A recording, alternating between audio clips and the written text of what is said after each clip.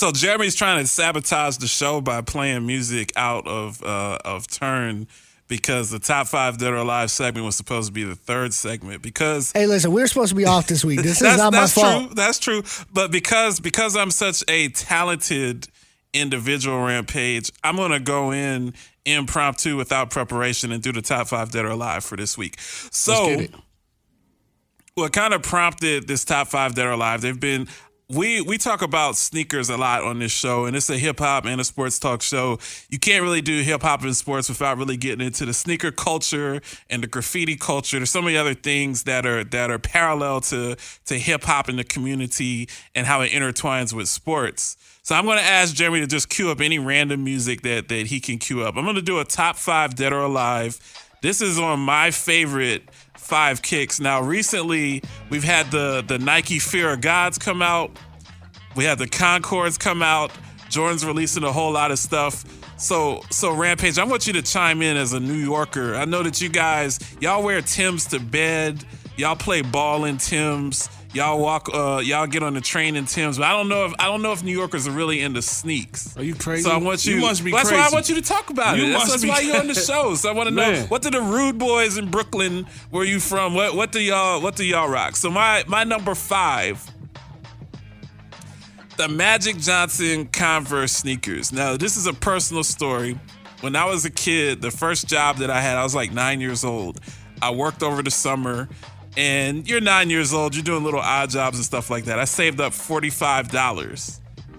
And back then, it was $45. You had the Bird Converse sneakers that were black, and then you had the Magic Johnson Converse sneakers that were purple and yellow. And I saved up my money an entire summer as a 9-year-old and got those Magic Johnson sneakers, and I took good care of them. I switched the laces out all the time. I was constantly cleaning them because I had worked for them. Those are my 5th favorite sneaker of all time.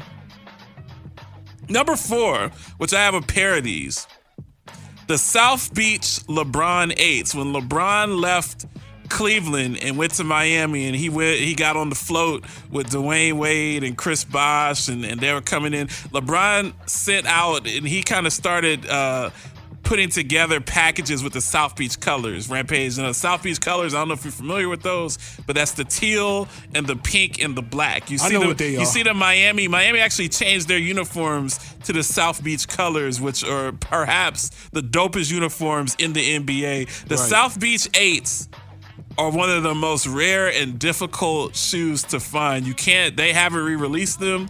You got to find them on eBay. They're going to cost you quite a bit of money. I was able to talk somebody down and bid on them, but I've seen South Beaches go for $1,500. Right. Like they could go for up to $1,500 if you don't Right. have a good connect or a plug to get you those shoes. Those are my 4th favorite sneak of all time. Number 3. Yeah. This is when it really started to get real. The Jordan 3s in the black with the elephant print. Now, I've never owned a pair of Jordan 3s in the black. I've had several white pairs, and I have a gray pair. But that original Jordan 3, that's the Spike Lee video, No Mars Jordan, if you remember that. Just the black.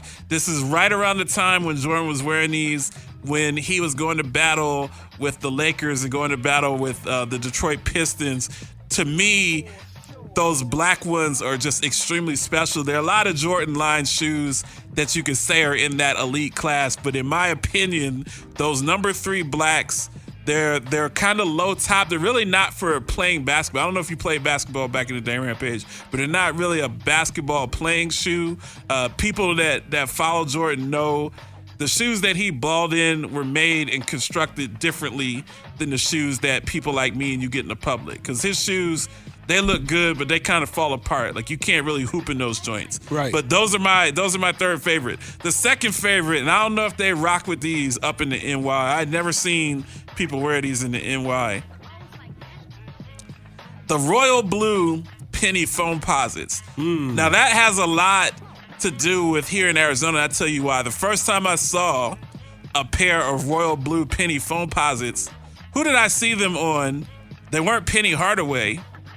They were on Mike Bibby as he was winning a championship for the University of Arizona against Kentucky way back in 1997. Mike Bibby And all of those guys on the team used to rock those Royal Foamposites during the NCAA tournament. I'm a big Foamposite fan. I have a lot of pairs of Foamposites. They spawn. Those are real hot in D.C. I don't know if they're a big hit in New York City, but the Foamposites are to me those Royal ones, the original Royal Foamposites, which also are very difficult to get. I have a pair of them, but they're old and they're worn. Right. But they're still a classic. So I throw them boys on once a year and get some looks while I'm walking around the airport or something like that. Right. And then the final ones, Rampage, I got them in my hand. These are the best shoes Those in look my fresh opinion. there, buddy. These are the best shoes in my opinion, not just sneakers, but shoes to ever grace the history of this earth, in my opinion. And those are the 11 Jordan Concords.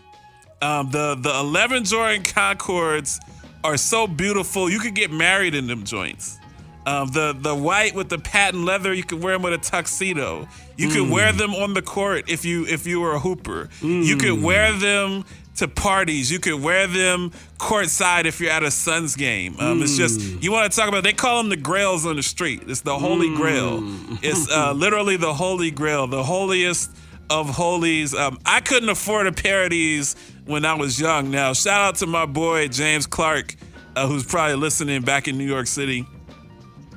When I was in college, Rampage, what would happen is our parents would send us money to get books. And my boy James Clark and my other boy Kwame that I grew up with in Columbus, Ohio, they would take the book money and then they would go get these 11s. So they had all the fresh kicks. I wasn't that dude. My parents, they didn't send me money like that. I didn't have those opportunities. So I was wearing the busted kicks back in college, but now I'm an adult and stack a little bit of cheese for myself. I can go out and have a second childhood and get these 45, these grails. So that, in my opinion, you're talking about the 5 best sneakers in the history of tennis shoes. What do you think, man? What did you grow up wearing back in the day in New York? Like, what was hot to you?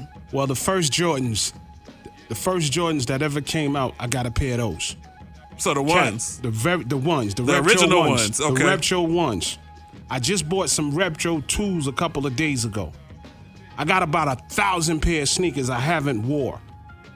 Anytime I travel, I buy some fresh pair of sneakers. I'm always a fresh dude. New York, Timberlands, Jordans, classic sneakers I had, Patrick Ewing's. Oh, the Ewing's was hot. The blue, orange, and white. Got those. Got a fresh pair of those. You got to bring those into the studio. What? You got to bring those. And I got the Kareem Abdul-Jabbar Adidas. I didn't even know that he had a shoe. What? And I got the Stan Smiths. I'm telling you, these I don't even ones, know what a Stan Smith was the Stan Smith, the green and white's the official color. I got the official Pumas, the red suede, the blue suede. Official Pumas. Classic. So we'll write it down. Hold up. The first Air Force Ones, the Dunks, the Flights. What else was crazies? The Hibachis. I got some Gucci. You talking about the Hirachis or the Hibachis? I call them Hibachis, Hirachis, whatever. I got like 5 colors of those.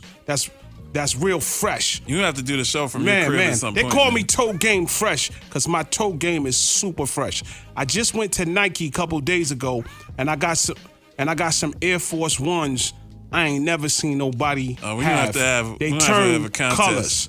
You're not they don't want it. You're not messing with my shoe game. I don't care if you're a multi-platinum artist. It doesn't matter. Look at the sneakers I got on right now. We're gonna argue over the break, but we'll be back after these messages. Last Day Radio Network. Look at these. You never seen these ever. Air Force One. Shout out to Sports Zoo with Dave Rooster Beerstein. Weekdays from 5 to 6 with the bonus hour only on Tuesdays until 7 here on NBC Sports Radio AM 1060.